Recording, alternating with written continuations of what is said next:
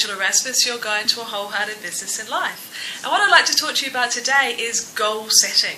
Now, big sigh, not everyone likes to set goals, or you feel as though you really have to set goals, and it's got quite a lot of heaviness surrounding it, this whole topic.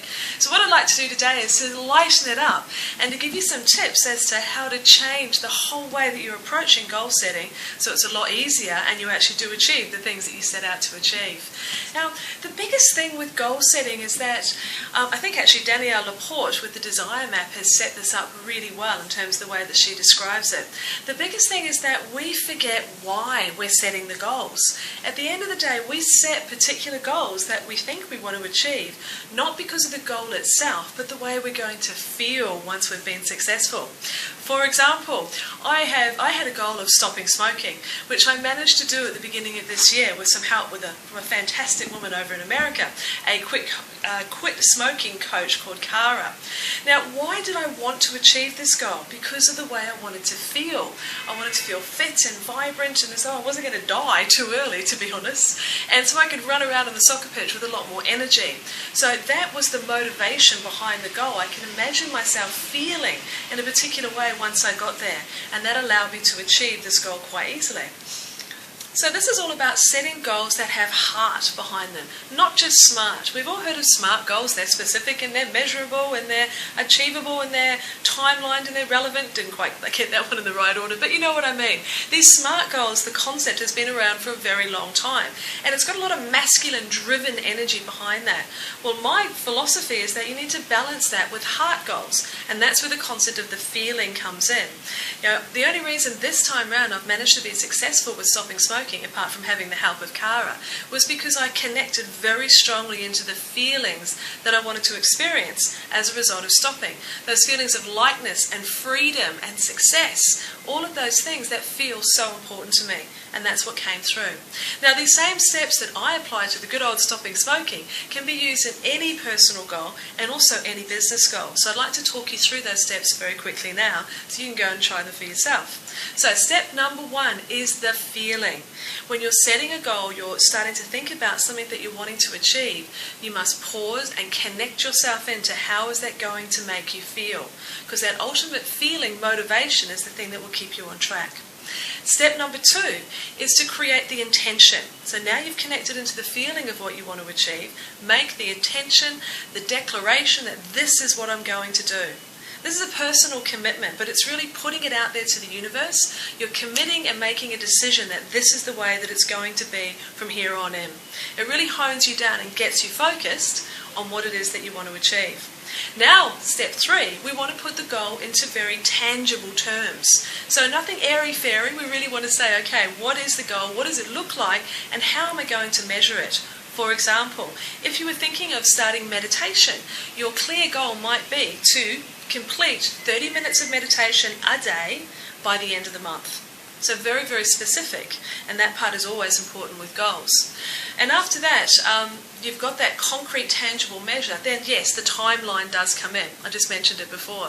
You need to avoid what I call self-imposed deadlines. Okay, it's up to you to set a deadline that is going to work in with the rest of your life. It's all very well saying I'm going to lose weight and get fit and healthy in the next 7 days, but you know that sort of pressure is unnecessary, and it's going to much lessen the chances of you achieving your goal. So when you're setting a timeline, let's make sure that it's going to fit in with the rest of your life and business goals. You don't want to stress yourself out. So many discussions about self-imposed deadlines. You are the master of your destiny, and you can decide what time frame you want to achieve your goal in. So those are the steps that are involved in what I call heart goal setting.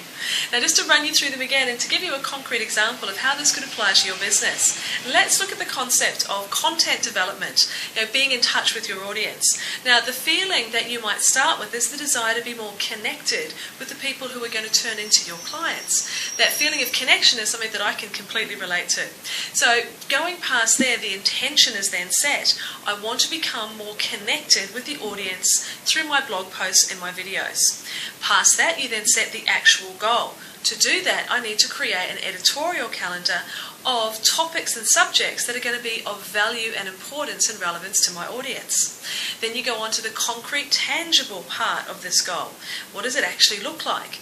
Well, what it looks like is to create an editorial calendar that details each week the topics that I'll be talking about for the next 3 months. And then we set the actual timeline on this, and I need to finish this editorial calendar by the end of the week. Now that self-imposed deadline works absolutely fine because there's not too much happening this week. If you are having a really frantic week, make that deadline a little bit more stretched out. But the beginning of this particular example, I just want to give you a little bit of insight. I've been thinking about creating this editorial calendar myself for, well, ever since I started B School, which I believe was about mid last year. And I only actually created and completed this goal last week for the first time. What was the big difference? I took away that heaviness, that feeling of I should, I must, it has to happen, which was associated with this goal originally, and instead stepped back into what's the feeling. To me, being connected is one of my highest desired core feelings. Once I reframed the goal in that respect, said that the reason I'm doing this is because I want to feel connected and understood and understanding and inspiring to my audience, suddenly it was so much easier to achieve. Now I almost guarantee if you take this framework and create your goals in this way, instead of just being SMART goals, they now become heart goals. They will fill you up. You'll be motivated and wanting to achieve them. You'll feel expanded and light as opposed to heavy and another thing on my to-do list. So now it's your turn. I'd love to hear from you and get some feedback on how this feeling of setting heart goals as opposed to SMART goals feels for you. Are you finding that there's goals that you're setting at the moment are difficult to achieve? Do you have some good tips that you can share with other people? I'd love to hear and get some feedback from you. I'm Angela Raspass, your guide to a wholehearted business and life, and I look forward to talking to you again soon.